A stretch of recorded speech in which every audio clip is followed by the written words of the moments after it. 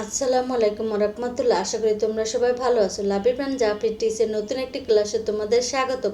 আজকে আমরা আলোচনা করব সপ্তম শ্রেণী বাংলাদেশ ও বিশ্ব পরিচয় বইয়ের পঞ্চম অধ্যায়, বাংলাদেশ ও বাংলাদেশের নাগরিক।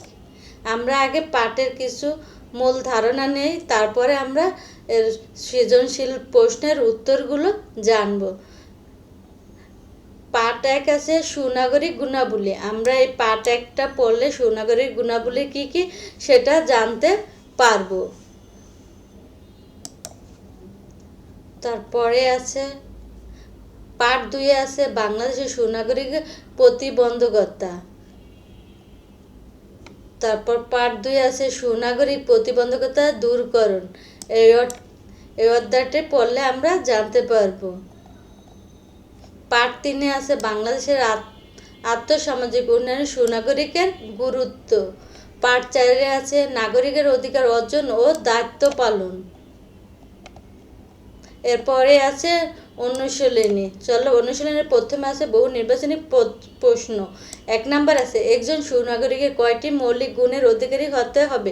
1টি, 2টি, 3টি, 4টি। উত্তর হবে 3টি।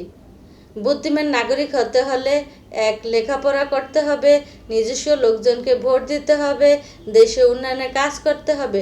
উত্তর হবে ঘ 1 আর 3, লেখাপড়া করতে হবে, দেশের উন্নয়নে কাজ করতে হবে।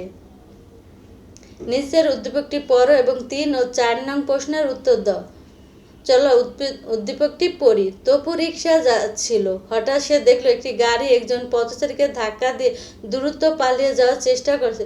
তপু দ্রুত অন্যদের সহযোগিতা ড্রাইভারকে আটক করে পুলিশের হাতে সোপর্দ করলো এবং আহত পথচারীকে নিকটস্থ হাসপাতালে নিয়ে গেল। ক তপুর আচরণ মূলত কোন গুণটি প্রতিফলিত ঘটে? বুদ্ধিমত্তা, আত্মসংযম, বিবেক, আত্মবিশ্বাস। উত্তর হবে বিবেক। 4 তপুর কার্যক্রম থেকে আমরা কি সিদ্ধান্ত নিতে পারি? তপুর মধ্যে সুনাগরিক গুণ বিদ্যমান, সে বাংলাদেশের মূল্যবান সম্পদ, তার মতো মানুষের উন্নত দেশ গড়ে তুলতে পারবে। উত্তর হবে ঘ 3টাই, 1, 2, 3। তপুর মধ্যে সুনাগরিক গুণ বিদ্যমান, সে বাংলাদেশের মূল্যবান সম্পদ, তার মতো মানুষের উন্নত দেশ গড়ে তুলতে পারবে। এরপরে আছে সৃজনশীল প্রশ্ন। চলো আমরা সৃজনশীলটা আগে পড়ি। 2 বন্ধুর কথোপকথন। সামিয়া লাজিন কিছুদিন আগে পত্রিকায় রিক্সাওয়ালার খবর পড়েছিল। লাজিন: হ্যাঁ পড়েছি। তার রিক্সা পরে থাকা একজন যাত্রীর 1 লক্ষ টাকা একটি ব্যাগ পেয়েও নেননি, বরং যাত্রীর ঠিকানা খুঁজে বের করে পুরো টাকা যাত্রীকে ফেরত দেয়। সামিয়া: ওই রিক্সাওয়ালার মতো মানুষ আমাদের দেশের জন্য দরকার। সত্যি রিক্সাওয়ালার বিচক্ষণতা ও সচেতনতা প্রশংসার দাবিদার। চলো সৃজনশীল পড়ার পরে আমরা এই সৃজনশীলের প্রশ্নের উত্তরগুলো জেনে আসি। সুনাগরিক কারা? উত্তর: যে সকল নাগরিক বুদ্ধিমান, বিবেকবান ও আত্মসংযম এবং রাষ্ট্রের প্রতি অনুগত থেকে দেশের উন্নয়নে অবদান রাখে তারাই হলো সুনাগরিক। খ সাম্প্রদায়িকতা সুনাগরিক অর্জনের একটি বড় অন্তরায় ব্যাখ্যা করো। অন্তরায়। উত্তর: সাম্প্রদায়িকতা বলতে নিজের ধর্ম বা সম্প্রদায়কে অন্য সব ধর্মের চেয়ে শ্রেষ্ঠ মনে করা এবং অন্য ধর্মের প্রতি বিদ্বেষ পোষণ করাকেই বোঝায়।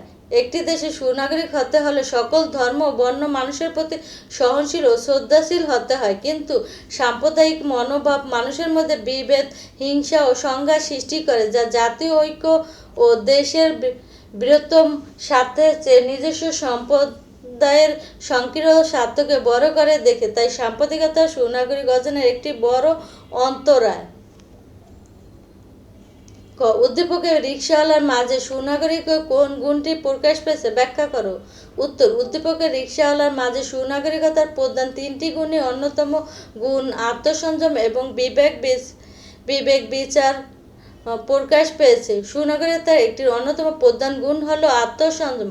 আত্মসংযম নাগরিকের অসৎ কর্ম, দুর্নীতি এবং লোভ লালসা থেকে দূরে রাখে এবং দেশের সাথে কাজ করতে উপলব্ধি করে।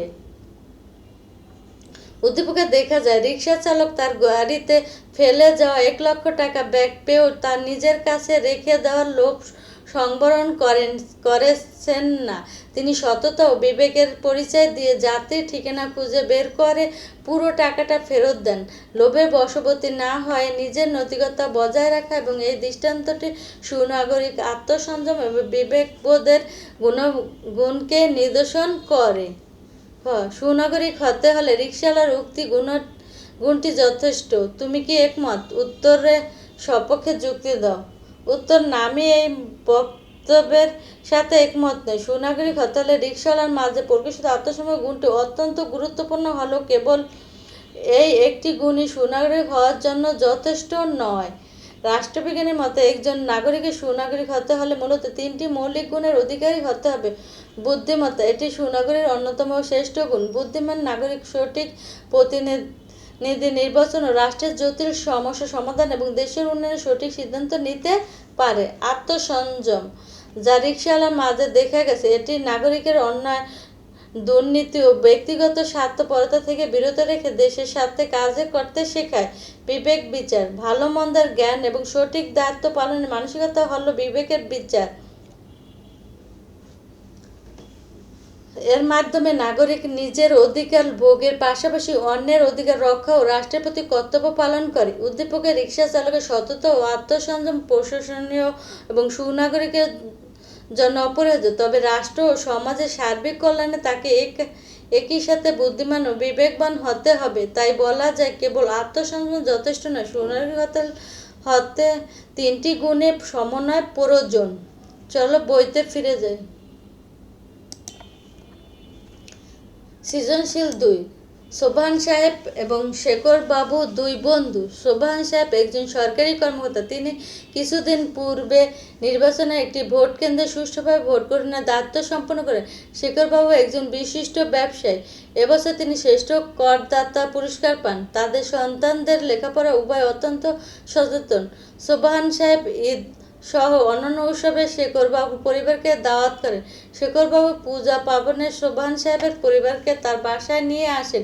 উভয় পরিবার নিজের আচার অনুষ্ঠানে স্বাধীনভাবে পালন করেন।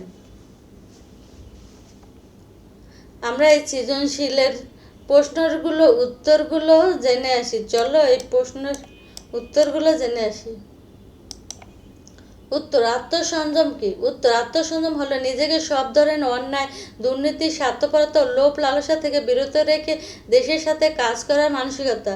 খ, সুনাগরিক হওয়ার ক্ষেত্রে লিপিবদ্ধতা একটি বাধা ব্যাখ্যা করো। উত্তর, লিপ্তা বলতে সাধারণত কাজের প্রতি উদাসীনতা বা কোনো বিষয়ে আগ্রহ না থাকাকেই বোঝায়। নাগরিকদের মধ্যে অলসতা, নিরক্ষরতা, উপযুক্ত শিক্ষার অভাব কিংবা উদাসীনতার কারণে লিপ্ততা তৈরি হয়। নির্লিপ্ত নাগরিক দেশের শাসন ব্যবস্থা, নির্বাচন বা দেশের কোনো সামাজিক ও রাজনৈতিক সমস্যা নিয়ে মাথা ঘামায় না। দেশের প্রতি এই উদাসীনতা সুনাগরিক হওয়ার পথকে রুদ্ধ করে এবং দেশের অগ্রগতি ব্যাহত করে। তাই নির্লিপ্ত সুনাগরিক হওয়ার ক্ষেত্রে একটি বড় বাধা। গ, উদ্দীপকের উভয় পরিবার এবং স্বাধীনভাবে নিজেদের আচার অনুষ্ঠান পালনের মাধ্যমে নাগরিক কোন অধিকারটি ভোগ করেছে ব্যাখ্যা করো। উত্তর, উদ্দীপকের উভয় পরিবারের স্বাধীনভাবে নিজেদের আচার অনুষ্ঠান পালনের মাধ্যমে নাগরিকের ধর্মীয় অধিকার ও সাংস্কৃতিক অধিকার ভোগ করেছে। গণতান্ত্রিক রাষ্ট্রের প্রতিটি নাগরিকের নিজ নিজ ধর্ম ও স্বাধীনভাবে পালন করা এবং নিজস্ব সাংস্কৃতিক চর্চা করা মৌলিক অধিকার রয়েছে।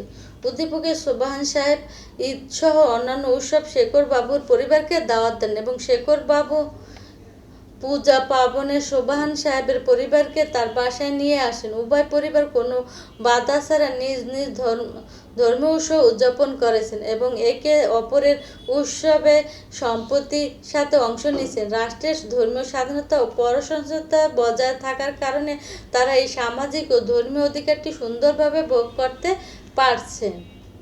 ঘ সোবহান সাহেব এবং শেখর বাবু অধিকার ভোগের পাশাপাশি দায়িত্ব কর্তব্য পালন করা যাচ্ছে মূল্যায়ন করো। উত্তর উদ্দীপকের বক্তব্য সম্পূর্ণ যথার্থ। সোবহান সাহেব এবং শেখর বাবু রাষ্ট্রের সচেতন নাগরিক হিসেবে নিজেদের অধিকার যেমন ভোগ করেছেন, তেমনি রাষ্ট্রের প্রতি তাদের দায়িত্ব ও কর্তব্য অত্যন্ত নিষ্ঠুর সাথে পালন করেছেন। একটি রাষ্ট্রের সুনাগরিক হতে হলে অধিকার ভোগের পাশাপাশি কিছু নাগরিক দায়িত্ব পালন করতে হয়। উদ্দীপকে তা স্পষ্ট প্রতিফলিত রয়েছে। সোবহান সাহেবের কর্তব্য, তিনি একজন সরকারি কর্মকর্তা হিসেবে নির্বাচনে একটি ভোট কেন্দ্রে সুষ্ঠুভাবে ভোট গ্রহণের দায়িত্ব পালন করেছেন, যা রাষ্ট্রের শাসনতান্ত্রিক কাজে সরাসরি সহযোগিতা করার একটি বড় কর্তব্য। শেখর বাবুর কর্তব্য, তিনি একজন বিশিষ্ট ব্যবসায়ী এবং এবছর শ্রেষ্ঠ করদাতা বা পুরস্কার পেয়েছেন। নিয়মিত ও সঠিকভাবে কর বা খাজনা দেওয়া রাষ্ট্রের প্রতি নাগরিকতার অন্যতম প্রধান অর্থনৈতিক কর্তব্য। যৌথ দায়িত্ব, উভয় তাদের সন্তানদের লেখাপড়ার ব্যাপারে অত্যন্ত সচেতন, যা সুশিক্ষিত নাগরিক গড়ে তোলার সামাজিক দায়িত্বের অংশ। এছাড়া তাদের পারস্পরিক ধর্মীয় সম্পত্তি এবং ভ্রাতৃত্ববোধ সামাজিক শান্তি বজায় রাখতে ভূমিকা রাখছে। এতে বলা যায় যে সোবহান সাহেব ও শেখর বাবু কেবল রাষ্ট্রের সুযোগ সুবিধা বা অধিকারী ভোগ করছেন না, বরং সততা, নিষ্ঠা ও কর প্রদানের মাধ্যমে রাষ্ট্রের প্রতি তাদের নাগরিক দায়িত্ব কর্তব্য যথাযথভাবে মূল্যায়ন করেছেন। চলো আমরা বইতে ফিরে যাই। এরপরে আছে সংক্ষিপ্ত প্রশ্ন উত্তর। চলো আমরা এই সংক্ষিপ্ত প্রশ্নগুলোর উত্তর জেনে আসি। এক, ব্যক্তির স্বার্থপরতা কিভাবে সুনাগরিকতা অর্জনের বড় বাধা হয়? উত্তর, ব্যক্তির স্বার্থপরতা মানুষকে কেবল নিজের বা পরিবারের স্বার্থ নিয়ে চিন্তা করতে শেখায়। দেশের স্বার্থকে সে অবহেলা করে এবং এর ফলে নাগরিক দুর্নীতি, স্বজনপ্রীতি, নিয়ম শৃঙ্খলা এবং রাষ্ট্রের সম্পদ আত্মসাতের মতো অনৈতিক কাজে লিপ্ত হয়। ব্যক্তি স্বার্থ যখন দেশের স্বার্থের চেয়ে বড় হয়ে দাঁড়ায়, তখন সুনাগরিকের গুণাবলী ধূলিসাৎ হয়ে যায়।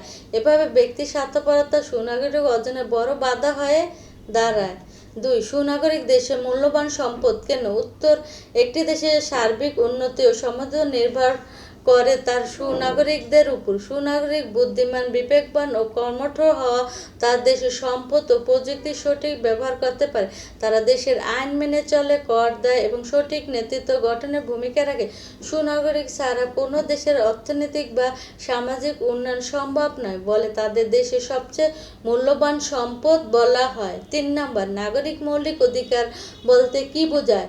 উত্তর, একটি রাষ্ট্রের সুস্থ, সুন্দর ও স্বাভাবিক জীবনযাপনের জন্য এবং নাগরিকদের ব্যক্তিগত বিকাশের জন্য রাষ্ট্রের কৃতিত্ব, স্বীকৃতি ও সংরক্ষিত অপরিহার্য সুযোগ সুবিধাগুলোকে মৌলিক অধিকার বলে, যেমন অন্ন, বস্ত্র, বাসস্থান, শিক্ষা, চিকিৎসা, জীবন ধারণের অধিকার, মত প্রকাশের স্বাধীনতা এবং ধর্মীয় স্বাধীনতা। এগুলো রাষ্ট্রের সংবিধানের দ্বারা সুরক্ষিত থাকে। চলো বইতে ফিরে যাই। আজকের মতো এ পর্যন্তই। পরবর্তী অধ্যায়ের সমাধান নিয়ে খুব শীঘ্রই তোমাদের সাথে দেখা হবে। আল্লাহ হাফেজ।